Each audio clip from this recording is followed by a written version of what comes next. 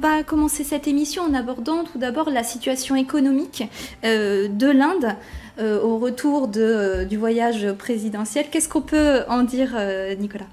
L'Inde est aujourd'hui dans une phase assez intéressante d'un point de vue économique. La croissance a retrouvé un niveau assez élevé, au-dessus de 7%.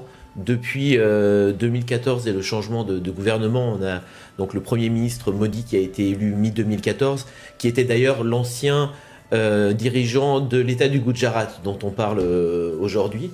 Donc il a dirigé cet État pendant assez longtemps. Il avait montré dans cet État son caractère pro-business.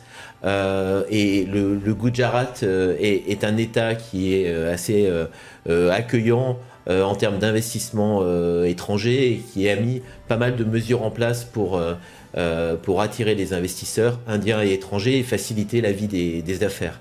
L'Inde est donc aujourd'hui dans une phase de manière globale qui est positive. Il y a eu quelques soubresauts l'année dernière avec notamment la phase de démonétisation et le retrait de certaines coupures de billets de banque qui a un peu ralenti la croissance. Il y a eu une des très grandes mesures du gouvernement Modi cette année qui est la mise en place d'un système de TVA harmonisé qui s'appelle la GST. Et donc il y a un certain nombre d'éléments comme ça qui sont assez positifs. L'autre élément que je voudrais mentionner, c'est les améliorations dans l'ouverture aux investissements étrangers. Progressivement, il y a un certain nombre de secteurs qui sont de plus en plus ouverts en termes de seuil d'investissement. Donc ça, c'est un élément positif. Et au niveau central, c'est un des sujets sur lesquels l'Inde a travaillé. Et probablement l'autre élément aussi, c'est l'amélioration. Et ça, c'est un des gros sujets du gouvernement depuis 2014 sur le ease of doing business, la facilité de faire des affaires. L'Inde était extrêmement mal classée au-delà de la 130e place jusqu'à l'année dernière. L'Inde a fait un bond assez important cette année et autour de la 100e place.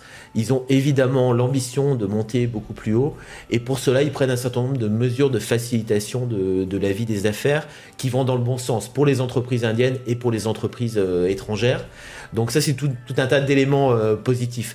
On reviendra peut-être tout à l'heure sur la visite présidentielle, mais il y a une relation franco-indienne qui est extrêmement forte.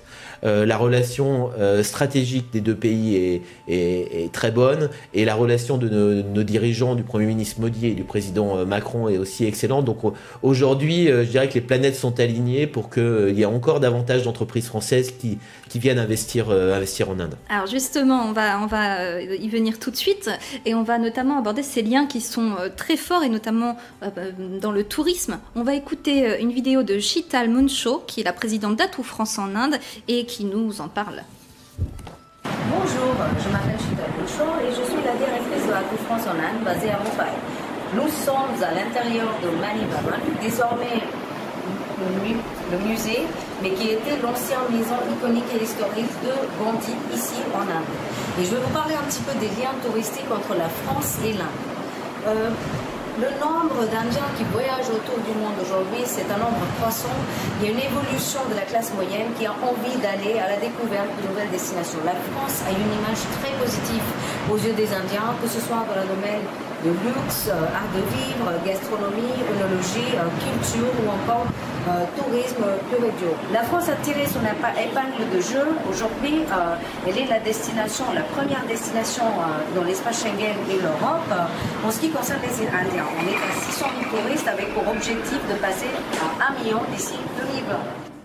Alors la France a tiré son épingle du jeu, nous dit Sheetal Muncho. Est-ce que c'est valable dans des domaines autres que celui du tourisme, Fabien ? Oui, absolument. Alors comme le disait Nicolas, il y a un climat des affaires qui favorise de toute façon l'implantation et le courant d'affaires entre l'Inde et la France. La France est un des partenaires historiques de l'Inde sur un certain nombre de sujets. Et on peut citer au premier rang de ces sujets tout ce qui concerne la défense.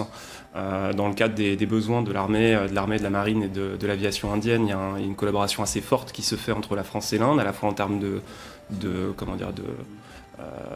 biens et de services qui sont amenés, mais surtout en termes de formation, en termes de transfert de technologie qui peut se faire. Il y a également tous les domaines où la France a une technologie ou un savoir-faire qui sont assez conséquents. Je pense notamment à tout ce qui relève du domaine médical. Il y a énormément d'écoles et d'instituts de formation.